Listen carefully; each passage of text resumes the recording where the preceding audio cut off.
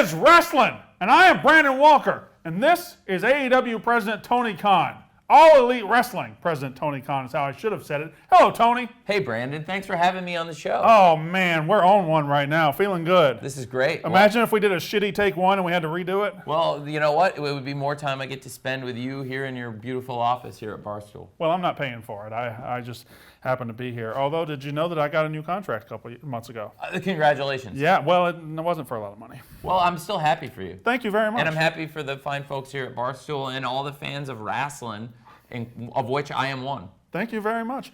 So I've got to ask you, gigantic summer coming up for All Elite Wrestling. You not only have Double or Nothing May 29th in Las Vegas, you also have in June AEW Forbidden Door. Yes. Which we'll talk about in a minute. Yes. Let's first talk about Double or Nothing, though. You've already announced your main event.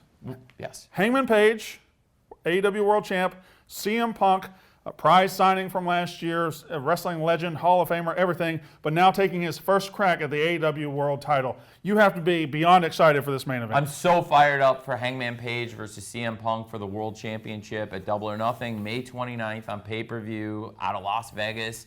It's 3 years later where it all began. It's the fourth Double or Nothing event, but the last couple years through the pandemic, we had done the show in Jacksonville, and now we're back on the West Coast in Las Vegas. It's the biggest event in AEW's history, and celebrating our 3-year anniversary where it all started with CM Punk, the biggest signing in the history of the company, who's come in. He's had so many great matches, brought so many new fans to AEW. He debuted in Chicago at the First Dance, and now he's where AEW started, wrestling for the world title, I believe the top prize in all of pro wrestling, against the greatest champion we've had, Hangman Page. Wow. The guy who knocked off Kenny Omega. He's come in, he's had, in my opinion, the best championship reign so far of anybody. You made a couple of big statements there. Well, one, calling Hangman Page the best champion you've ever had to this point. That's bold. It was also, I thought, calling and it was incredible, the Hangman Page, Kenny Omega tag team into title match feud, calling that the best storyline you've ever done. I was going to ask about a storyline that Punk did with MJF. That's arguably right there. As a fan, I was like, that might be my favorite. That is also a long-term story, and certainly with the fans there, that has been the best.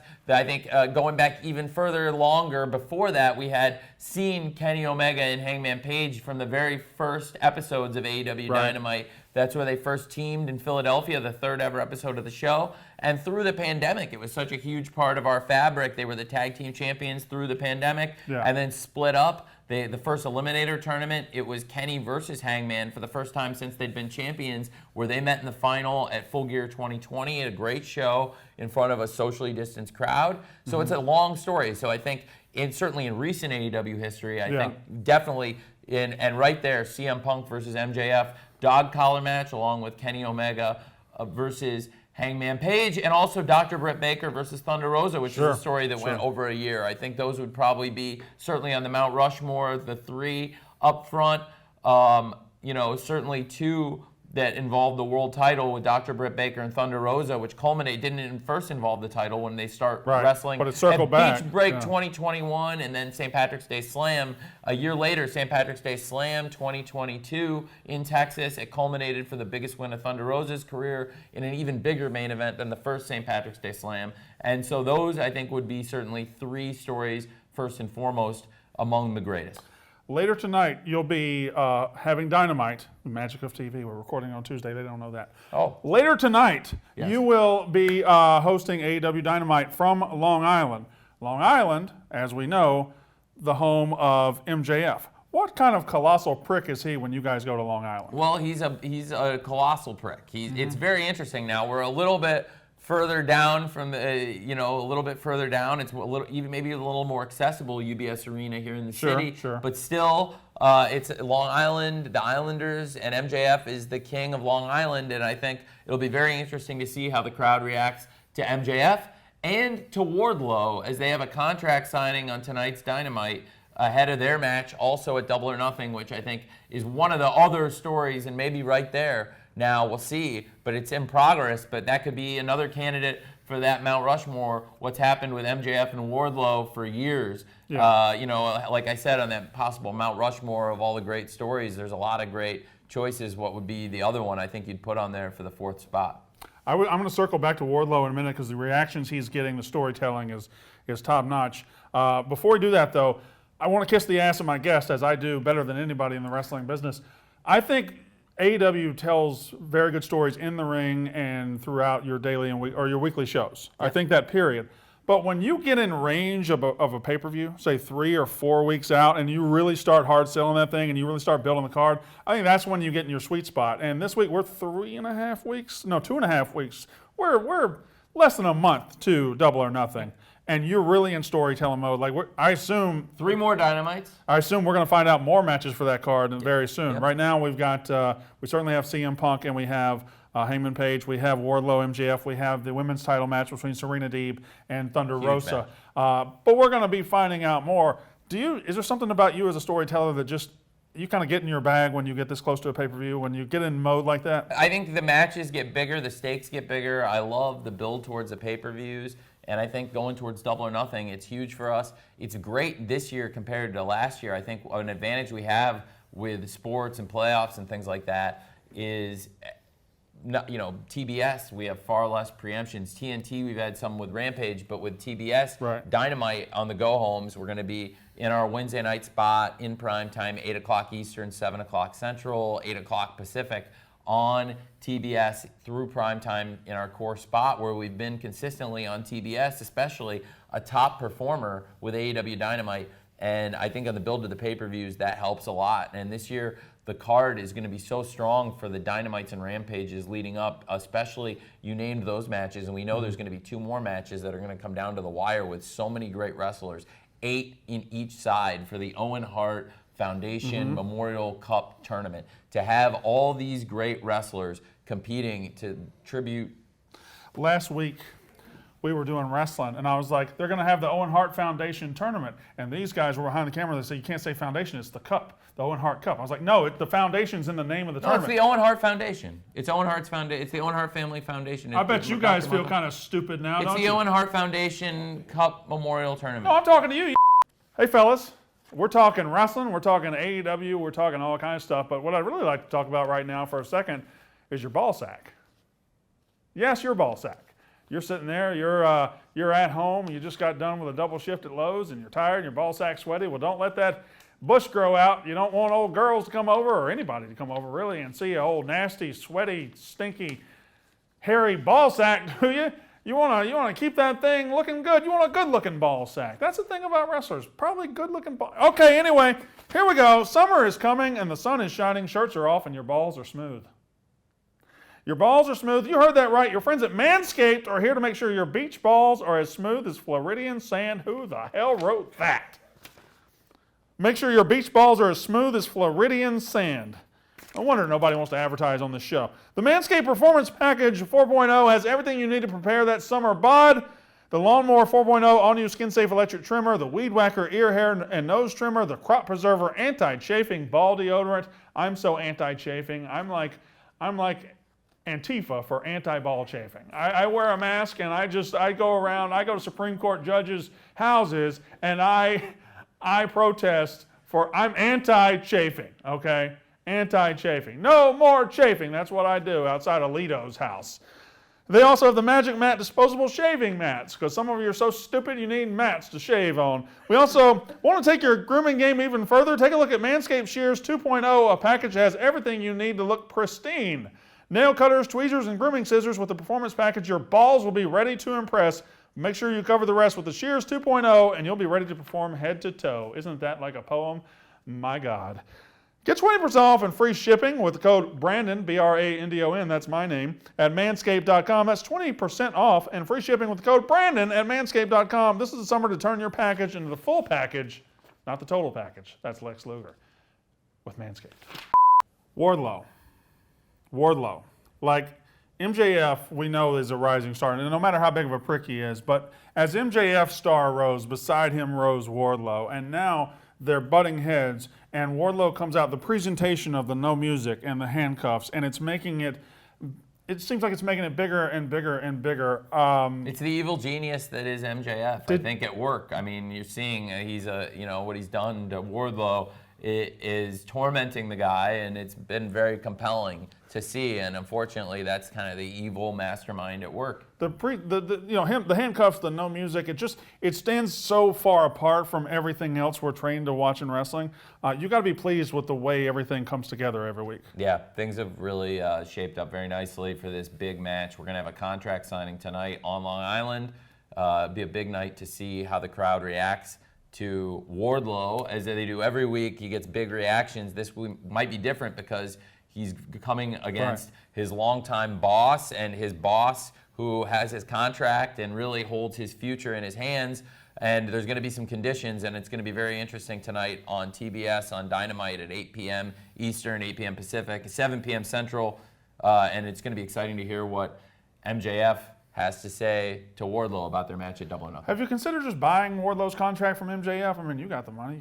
MJF and his family have a lot of money, and to be fair, I'm making smart business decisions for the company, and Wardlow is still performing on the company right now, and it's on MJF's dime. So we work with a lot of people through the Forbidden Door. Yeah. So this is no different. I think although it's a lot of partnerships, speaking of Forbidden Door, it's going to be a great event coming up later in the summer with June 26th in Chicago. We did our first ever $1 million gate for AEW Double or Nothing. This year, it's the first time the tickets alone have done $1 million before the huge pay-per-view numbers. And now with our first partnership with New Japan, again, we've hit the $1 million gate at United Center, and it's going to be a great debut pay-per-view with New Japan Forbidden Door. It must be incredible working at a company that makes sound business decisions.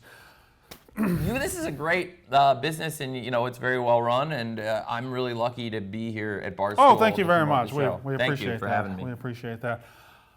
Ring of Honor. Yes, sir. What are you doing with it? Well, it was a purchase. I thought it was a really good value, and it could be really positive for, first of all, the wrestling fans. Sure. And a lot of pro wrestlers, people in Ring of Honor, and also maybe people in AEW, free agents, and a lot of people who work in pro wrestling. A lot of jobs and contracts could be at stake. And also, there's a great history of Ring of Honor. I felt like it was very compatible with the assets that we're already working with. I think it's going to be great for AEW, and also just so great for Ring of Honor, that Ring of Honor is going to stay alive. Mm-hmm. The first show that I put together was booking for Ring of Honor. It was a transition from the end of an era of stuff they'd been building to and putting history of Ring of Honor in. And it culminated with some great matches, great championship matches, and now we have great Ring of Honor champions. And we saw the debut of Samoa Joe, who's also now the Ring of Honor World Television Champion. Mm-hmm. He's defended that title. He's competed in championship matches on Dynamite and now Rampage, defended the title, a great match against Trent. And a lot of people, fans around the world, wanted to see the aftermath where Jay Lethal got involved with the best friends and Samoa Joe. Along with Sanjay Dutt and Satnam Singh, and we've done huge web traffic for some of these confrontations, particularly stuff with Satnam Singh and Jay Lethal, and of course Samoa Joe. So I have a question about a certain group that has just come together, but first let me ask about one individual that's in the group. You've signed a lot of guys over the years of AEW. And most times it works out. Like CM Punk comes in and now he's wrestling for the world title. Bryan Danielson has fit in seamlessly. But I don't know how many guys you've signed that have fit in as seamlessly as William Regal. Yes, sir. William Regal seems, he's been with AEW, 2 months? It seems like he's been there the whole time. And I don't know why that is, but how pleased are you with the way that whole signing went down and then what they're putting together with the Blackpool Combat Club? We found something really special. You found something really special. Thank you. John Moxley and Bryan Danielson are two of the great pro wrestlers, not just today, but I think of all time, two great world champions who have wrestled all over the world and now have competed at the top level. John Moxley is one of only 4 men to ever hold the AEW world title. Again, we talked about Hangman John Moxley, arguably the greatest world champion of all time. The one thing that is different is Hangman's defended the title all over the world, and John Moxley, we only got to see John Moxley, who has had as many great defenses and great matches as the champion as anybody, and I think is the can't-miss star of the company right now, John Moxley. Sure. And his return is one of the biggest stories and one of the most inspirational, awesome things. It makes me so happy, and I think John Moxley would be right there as the greatest champion. He never got to defend the title on the road, and I think that still motivates him, but he's come in teaming with Bryan Danielson, who they really wrestle very differently, Right. but they are bonded by their love of pro wrestling, and they founded this Blackpool Combat Club. They're both very close and both have long histories, especially Danielson with Lord William Regal. And we found organically through William Regal scouting, and also before he arrived, to be honest, through matches I put together with Wheeler Yuta against Jon Moxley twice, and then he did a little bit better the second time. He did a lot better the second time. He went from John tearing through him at the end of last year, and then John was out a long time, and when he came back, that was something that we were really able to build back up, because John had torn through Wheeler the first time, and then their second match was much more competitive, and that was this past year. Since John came back, and their third match ended up being an absolute classic. And I think what's come together with John and William Regal and Bryan Danielson and now Wheeler Yuta, it's pretty special. And we talked about Ring of Honor, and that's another place where a great young wrestler like Wheeler Yuta, who's wrestled in AEW, can also go and compete. And you've got great stars in AEW and also great people exclusive to Ring of Honor. I think it's a lot of potential for the Ring of Honor brand, like the question you asked before. And also, it's awesome because it's a great time for AEW and pro wrestling in general. Lots of great things happening at companies all over the world. Forbidden Door with AEW New Japan, and other companies too all over the world. There's something about William Regal sitting on commentary, and you have this stately British gentleman taking absolute delight in Jon Moxley and Bryan Danielson ripping somebody's face And apart. now Wheeler Yuta too. Yeah, all of it. He's just sitting there, and you can picture him drinking tea, and he's just giddy as he can be at them beating the absolute hell out of somebody. Yep, That's a great dynamic. I love it. By the way, if you need an old Southern guy to ever do that, I can dial it up. Well, there you go. JR is. He's not Southern. He's from Oklahoma. Well, that's true. Yeah. That's true. Tony Schiavone. I guess he is from the South. I was talking about me. Well, this could be a great pair. Tony Schiavone's a better. We have, and as we expand our programming, I think that's something to keep an eye on. But you also are such a great host here for Rasslin, and for now. a fairly neutral party, but also a friend to AEW and a friend to all of pro wrestling and Rasslin.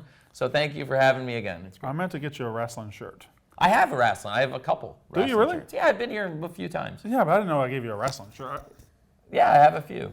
Are you okay? No, my mic fell off. Well, here we're gonna. No, it's okay. No, I don't want. It's right in my hand.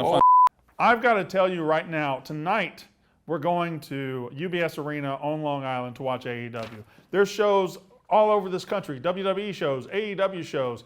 Everybody's doing shows this summer, and you'll be sitting at the house and you're like, "Hey, isn't WWE in X city tonight? We should go." Well, if you didn't get the first wave of tickets, I've got the perfect answer for you. It's the new exclusive ticketing partner of Barstool Sports. That's Game Time. They specialize in getting last-minute great deals on tickets. It's a new ticketing app that makes it easier than ever to score last-minute deals to sports, concerts, wrestling events, and they guarantee the lowest price. Again, I'm going to Dynamite tonight. You got Rampage coming up. You have WWE events. I know you know the feeling. You're sitting at home and you decided not to go to that wrestling show in your city. You're like, I'll see them next time. And then the day comes and you hear that they're going to be in your arena tonight. You're like, well, I wish I had tickets. Go to Game Time. You'll take care of that for for a low price is what I'm saying. I don't know what my hands are doing. Great rates on great seats. Best part, you get $20 off your first purchase at Game Time by using me. Download the Game Time app, go to Account tab to create a login, redeem code RASSLIN, RASSLIN, for $20 off your first purchase. Terms apply. Download Game Time, last minute tickets, lowest price, guaranteed. Wrestling. Danhausen. You ever been cursed? No, I've never been cursed by Danhausen, but he's cursed a lot of my enemies, and I don't know if they're going to work, but I hope they do. How many enemies have you had Danhausen curse? I don't know. It's up to him. I don't really ask him to, but he just does it. If he says somebody, he's like, "Oh, you don't like him? Then I'll do it. I'll curse him." And I'm not asking for it. It's just something Danhausen does voluntarily. I feel like he eavesdrops on a lot of people's conversations. Your people can't keep their phone. People's suffered. I think that people are frightened of Danhausen, and there's people here that curse that guy's phone to fall out of his lap. Things. Well, you can't control gravity, sir. And I could. Well. It's a constant. So these things stay up? Negative 9.8 meters per second squared. Is that right? You're so much smarter than me. It makes me fucking sick. You know that? Direction of Makes the me axis. sick how smart you are. I love wrestling and football in both England and America. We haven't even talked about late 80s, early 90s sports movies. Well, yet. you know, my frames of reference on movies and TV is like I've expanded my portfolio of sports and entertainment interests. They've like kind of gone down and more exclusive, but I used to have a very broad knowledge of film and TV. It's gotten more narrow as I work more in wrestling and football, of course, in England and America. Mine started out narrow, and it stayed narrow. Well, we have time. I'm narrow-minded. In addition to promoting tonight's show, you can't miss Dynamite tonight on TBS, and it's on around the world on great TSN and ITV this weekend. Great shows. TBS Dynamite, I think we haven't talked about a huge match. We talked a little bit about CM Punk, and he's going to be facing another hometown hero, not just MJF, but John Silver, who's going to get a great reaction. Yeah, Johnny Hungy. You're going to be here tonight for Johnny Silver. You know, that'll be really interesting as Hangman is preparing for CM Punk, his friend John Silver taking on the #1 contender, CM Punk, ahead of the big title match at Double or Nothing that's signed. So watch out for that. It'll be a big match. And then, of course, we haven't talked at all about one of the most exciting matches on Wednesday Night Dynamite, the FTW Championship match. The champion, Ricky Starks, defending the title against one half of the World Tag Team Champions and one of the pillars of this company, Jungle Boy. When did you take control of this interview? I was just riding as a passenger right there for a second. Well, I just wanted to do some plugs, and you got them in. They were good. They were good. You were great about letting me get it in, and I think thanks for being such a great host and friend. Couple of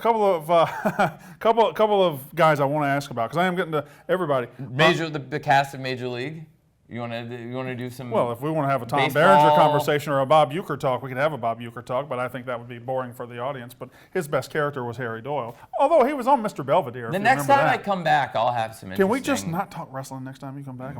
We could talk a lot about that. I mean, we've already done so much wrestling. I don't know how much time you have left in this interview, but I would love to talk... How much time you have left? Well, Harry Doyle, I mean, you could talk all day about Bob Uecker, who's been obviously involved in pro wrestling, was at WrestleMania 3 and 4. Yeah. And is a great person in all sports and in TV. Mr. Belvedere, like you said, and the cast of Major League and Major League 2. We could spend days on it. You and I have talked offline, been texting about Major League a lot, but also Little Big League, which is one of the best and most underrated, I think, sports movies, and had some of the best action, as we agreed. It's the best baseball. Yep. That and Major League has great baseball. Moneyball has pretty good baseball. Bull Durham, Tim Robbins can't really throw, but otherwise. But to be fair, he's not a major league pitcher, so that's at least true. There's that. But Rick Vaughn looks like Rick Vaughn is a major league looks guy. Like a major league pitcher. Wild Thing. And then Kevin Costner in For Love of the Game, he looks like an old veteran pitcher. Chapel. Billy Chapel. You know, I have never had. We're getting there. That's what we're doing. Have we ever had this conversation? We need to have it right now. I'm just saying. Chapel, well, we're here in New York. And obviously Billy Chapel had this big game against the Yankees, and the Yankee fans really gave him a real lot of And stick. that one asshole in the airport who was sitting at the bar. He went through a lot in his mind during this game. Clearly, his mind, he had a lot of thoughts, and it makes you think about how much we all think about every day. And it is a thought-provoking film. Oh, God. I drank more V8 after that movie. I haven't. It's been a long time. After that movie, I kind of drank some, and then I haven't done it in a long time because I probably drank too much V8. But it was he drinks V8. And also, not to spoil anything about the movie, but... It came out in 1999. I think you can spoil it. Well, it's a great performance on the field by Billy Chapel, who's played by Kevin Costner, and also John C. Reilly as his faithful catcher. And there's like a romantic story. Well, his name's Gus. Thank you. Gus. Thanks. That's good. But you remember, the only thing I don't like about that movie, remember the last at bat, and the young guy hits a high chopper over the mound, and then the shortstop. Well, I mean, it came out 23 years ago. If they want to watch it, spoiler alert. Skip ahead 3 minutes so you don't hear how For Love of the Game ends. If we're talking the movie up, we kind of. But the guy, remember, it's a high chopper on the second base side, and the shortstop comes and dives. Like, there's no chance you've got enough time to throw a guy out if all that happens. You're right. That's all I'm saying. That's a great point. And to be fair. That's the kind of sentiment they probably could have used before they made it. But so much great action up until that point, until you get to the ninth inning of the game. You're talking about the ninth inning. I'm talking about the ninth inning. Yeah, Well, it there's was a the lot. perfect game. The first 8 innings and 8.5 innings. It's You great. really don't want to spoil this at all, do you? Well, now you've said a lot. We just don't have ruined to it. say what happens, but it's a solid movie. It's not the I think there's a reason we didn't start with it. We talked more about Major League, Little Big League. I think it's like a top 6 to 10 baseball movie. I can see that. It's not top 5. I think that's right. I think Major League, Bull Durham, A League of Their Own. That's your top 5. You a big Natural guy? We don't. I talk like about The it. Natural. A little slow though, isn't it? It's it came out before I was born, I think, and I didn't see it till later in life, and I really liked it. But a lot of these other movies I saw when I was a kid. Yeah. So you romanticize them a little bit more. You really do.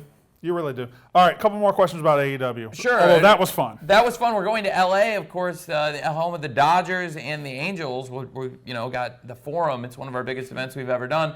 The Angels in the outfield is not a bad baseball. I was wondering where you were going with that. Angels in the outfield. We could talk about that. How did you get off on that? Yeah, Angels in the outfield. It's okay. But remember, Angels in the outfield, Sandlot, Little Big League, and Rookie of the Year all came out within like a year of each other. Sandlot, Benny the Jet ends up playing for the Dodgers. He also, does. so He that's does. a great point. And then Another Scotty way to bring Smalls- it back to the Dodgers in LA. Scotty Smalls is the LA Dodgers radio announcer, which is, if I'm not mistaken, in LA, which is where you guys will be. That's a great point. I know, That's man. a great point. Scotty Smalls doing the radio, Yeah. and Benny the Jet out there Yeah. running the bases. Also, and, you have no problem spoiling the Sandlot. well, that was I think easy that for was you. out. That came out several years prior, and I feel like a whole generation of people that's probably seen it. was 6 years apart. Everybody's seen the Sandlot, but For Love of the Game slipped under the radar a little bit more because Kevin Costner was in a more prominent Ron Shelton baseball film. We're going to get back to Bull Durham. Yes, of course. The prior. Which Did we Ron spoke Shelton about. do For Love of the Game? Yeah. Did he? I didn't know that. Yeah, I knew I he think did. so. I'm pretty sure. He did White Man Can't Jump. Yeah. Yeah. Tin Cup. He did Tin great. Cup. Oh, let's talk it's about Tin fantastic. Cup. But here's the problem with Tin What a Cup. great movie. Fantastic movie. But don't you think it has the worst sports ending of any movie? No, it's legendary. No, It's come still on. to this Nobody day, would do Tin that. Cup. Nobody would do that. Vandeveld. In the British Open, the 99 British Open. He triple Which got- bogeyed. He didn't take a 12. But it felt Also- like also it. But Van- watching an actual professional, it felt like it. Vandeveld hit the ball in the Paul ditch. Lowry's the champion, and it's like the Peter Jacobson out there with Sims. But Vandeveld made mistakes. McAvoy. Not Billy Chappell. Tin Cup Roy McAvoy. McAvoy. Tin Cup Roy McAvoy. McAvoy chose to keep hitting the ball in the same spot. That's Nobody because would that's do the that. fatal flaw that held Tin Cup. There's a reason this guy didn't make it and Sims did. Even though natural talent, I mean, you could He's better argue than McAvoy Sims. has more raw golfing ability. best ball striker in the world. Sims is he may be a real terrible human who's terrible to old people and animals. He's a real jerk. Sims sucks, but He hates old people and dogs. But mentally, he's been much more successful as a golfer. And who's to say, coming out of there, who's going to have the better future? Although certainly McAvoy, that was the biggest showing of his career.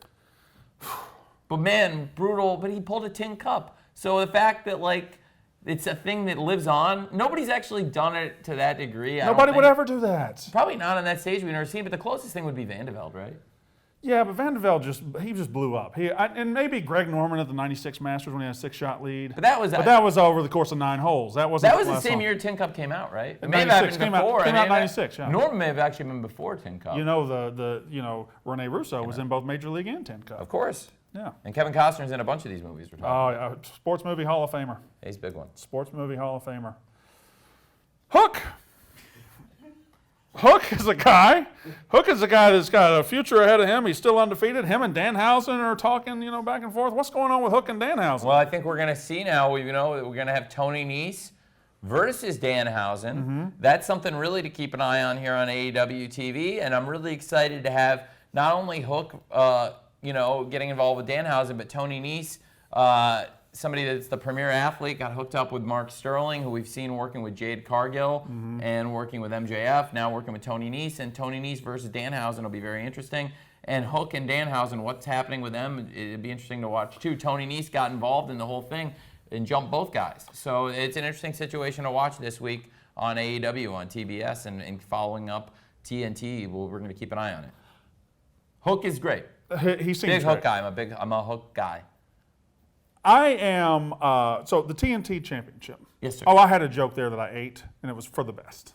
It's for the best. Sponsors, all that stuff. I thought you were going to talk about Hook the movie with the I wasn't. I was going to say Pan the Man. I was going to say I'm a big Hook fan. Should I call Run myself a Home hooker? Jack. No. We were talking about baseball. We could talk about Hook is in a baseball movie. Run Home Jack.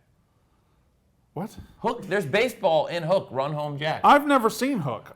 Shit. I was 14 years old when Hook came out. I was already. You didn't see Hook? I didn't see Robin Hook. Williams? No, I'm aware of it. I'm and culturally Dustin aware of Hoffman is Captain Hook? it. Well, you don't have to holler at somebody. I just never Smee, saw Hook. Bob Hoskins, Smee. This is like, dude, this is where you don't connect with even No, like connecting. Barstool skews young people in their 30s who've seen Hook. Young people who've seen Hook because it's a kids movie. Hook is a great movie. If you haven't seen But it, I it's wasn't a watching- great interpretation of Peter Pan. Okay, then you haven't seen it. It's great. I wasn't watching kids movies when it came out because I wasn't a kid anymore. Okay, well, there's some baseball. There's Run Home Jack. Came out in 1992, 91 maybe. late 91 or late 92. I think it was 91, maybe 92. I was real young. I was not 10 years old yet. It was like I was at one of my young movies. But there's some baseball in Hook. So there's another one and ties it all together. Plus we're talking about Hook. So There's also baseball in The Naked Gun. oh god, it's one of the best montages. But in you don't have sports Naked history. Guns. There's so many great jokes like Enrico Palazzo when it pays off when they're like, hey, it's Enrico Palazzo because they saw him earlier when they thought he was Enrico Palazzo. Enrico Palazzo. Because he takes a mask off, and also I really love the whole montage with "I Love L.A." by Randy Newman is a great baseball montage with the Angels-Mariners game and him patting the guys down. And I just love for some reason when he walks back over to George Kennedy and he asks him if he had any luck finding the killer, and he said no. And I searched every one of those players, and George Kennedy's like, yeah, I saw that. All right, couple more questions, and your people are going to tackle me so I can get you out of here. Let's go. The TNT title. Yes, sir. It goes from Sammy to Scorpio to Sammy to Scorpio. Like it's been bouncing back and forth. It happens. I would say a great example of this, you get Smoky Mountain Wrestling, which is a great promotion. We're talking about 90s movies, 90s wrestling even. Sure. So the Rock and Roll Express and the Heavenly Bodies in 4 days. They went the same thing. It was the Rock and Roll Express, the Heavenly Bodies, the Rock and Roll Express, the Heavenly Bodies for the Smoky Mountain Tag Championship. And I think, you saw that. They had the hospital elimination match. We saw Sammy and Sky. I thought Sammy and Sky, the ladder match was tremendous, and I thought Sky's second championship win was better than the first win for him in many ways, which is hard to say. I think that meant that it was the right thing to do. And Sammy and Ty, man, I think it's a polarizing thing because they're very popular on their own. Ty's been a great babyface. Sammy's been a great fan favorite. Ty's been a great fan favorite individually. Ty teaming with Anna Jay, Sammy teaming with Jericho at times as a TNT champion. Great, but together, man, people hate them. They're polarizing. They're polarizing, but man, it's turned things. Actually, you're right. They're not polarizing. 180 degrees. People just hate them, and it's really fascinating to watch because Sky has, really for a person who started in AEW as a fan favorite and the first ever World Tag Team Champion, the person who got in the tournament. Got the pin in all 3 matches and wasn't even slated to be in the tournament until the last minute and became a champion with Frankie Kazarian. And now on Friday Night Rampage on TNT, they're going to wrestle for the TNT Championship. So to see the first ever World Tag Team Champions wrestling for the first time against each other in AEW and have it be for the TNT title and have Sky as hot as he's ever been and Kazarian's having a really hot year under the radar and getting back on TV, it's a huge opportunity for him. And a milestone match on Rampage. And a lot of big things coming up on Dynamite and Rampage with the Owen Hart Cup tournament to have Ruby Soho and Riho wrestling on that show. That's a freaking huge match. They were also both just on this great Rampage show last week. Riho earned the spot in the tournament, beating Yuka Sakazaki in a qualifying match. And again, we saw Ruby Soho in that awesome tag team match, teaming with Toni Storm against Dr. Britt Baker and Jamie Hayter. And get another look at that again tonight on Dynamite with Jamie Hayter versus Toni Storm in the Owen Hart Foundation Memorial Cup tournament. A couple more questions here. The thing with Sammy and Ty is, they're two young, good-looking people in the prime of their lives, and the fans hate people like us, young people in the prime of their lives just looking good. I think that's why people have turned on Sammy and Ty and me. Well, that's true. I thought people still liked you, to be honest. You're very popular, as is No all kidding, the right? Rasslin and Barstool programming. You should see what car I bought my wife for Mother's Day. What'd you get? No, I'll show you later. Okay, well, that's good. I hope it was nice. Although you're a billionaire, I don't know why I'm bragging to you. Well, my dad I'm works bragging in to one auto of them. parts. He's going to think it's awesome, and I'll think it's awesome. I'm And... bragging to one of them. I'm actually firing one of them soon. So. Oh, geez, these seem like they're doing a great job for you. Have you seen the show? Yeah, it's a great show. That's why I keep coming back. All right, so let's lay it out. Double or Nothing. Yep. Coming up, Vegas. Yes. May 29th. Yes. But then we're turning around, and you've never done this. You've always had a 3-4 month window between pay-per-views. You'll go Revolution into Double or Nothing, into All Out, into the other one. Full Gear. Thank you. You've got those 4, and you always have several months. But now we're going to go Double or Nothing. We're turning around, and we're opening the forbidden door. That's a partnership. It's for the first time ever. We're working together with New Japan Pro Wrestling. And you're about to break on this show who's wrestling at Forbidden Door. Well, we'll find out. I think some of the big stars, these big matches at Double or Nothing, are going to determine who goes through the Forbidden Door into the biggest matches in our first ever pay-per-view collaboration with New Japan Pro Wrestling. Sold out crowd. It's going to be at the United Center. It's a huge success already, and hopefully on pay-per-view, it'll be just like all the AEW shows. Every show today, it's been a success on pay-per-view. United Center, you're killing that building. I mean, not killing the building in a bad way. You're it's you're dominating that building. Thanks, it's like great. you've taken ownership of the United Center, and it's a great wrestling city. You know, somewhere near and dear to your heart, I believe. Of course, I've spent so much of my life. You got to be in geeked and around up Chicago, about. Yeah. And grew up in Illinois, and grew up in Champaign, Illinois, with the University of Illinois, and which has got a great presence from your Barstool network and fans all over the world, and a great basketball team, and has had good football teams and bowl teams and a lot of players in the NFL. What are we doing right now? You're just stumping for the University of Illinois? Are we recruiting? That's not right. It's Barstool. You got a lot of Barstool, Illinois people, and the University of Illinois connection is true. And the Chicago area, we've got the United Center, has been so great, and the Chicago fans, whether it was the United Center or when we've been at DePaul doing shows at Wintrust Arena, and then outside around the Chicago area, particularly at the Now Arena, formerly the Sears Center, which is a great building, the Now, around Hoffman Estates near Schaumburg, Illinois, the northwest suburbs. Last question for you. We're entering the summer of 2022. You've got Double or Nothing. Then you have Forbidden Door. You'll go through the summer, and you'll close the summer with All Out. The summer of 2022 in AEW is going to be about blank. What's it going to be about? What's going to be like? What's the summer hold for your company? It's Act 2 for AEW now. It's a start. We started 3 years ago at Double or Nothing 2019, and now it's come full circle. We're back at second time in Vegas. It's the fourth Double or Nothing. It's been 3 years, and it's an anniversary, and it's a new era. We've got this great champion, Hangman Page, defending against the biggest free agent, the number one contender who earned the spot from day one and didn't just get handed it, CM Punk, who's worked his way up to be a person in line to fight our greatest champion, Hangman Page. It's top to bottom, one of our most loaded shows, and it's all building to something really special with, like I said, big matches on Double or Nothing, like the Women's World Championship with a great champion who it's a culmination of so much, a coronation for Thunder Rosa, who's, again, somebody who's wrestled all over the world against an undefeated top star. This year, nobody's been able to beat Serena Deeb. The Professor, like you said. The Professor is one of the best wrestlers on the planet. That, to have MJF versus Wardlow, which, man, what a situation. And we'll find out tonight on Dynamite what MJF has in store for Wardlow. What a prick that guy is. Yeah. Let's see tonight on Dynamite here. You know, we're in New York, and tonight we'll be on Long Island. You're going to be there at the show. You're going to speak to MJF, I think, here on your show ahead of this big night. Yeah, it's not a big deal. I'll probably dominate him.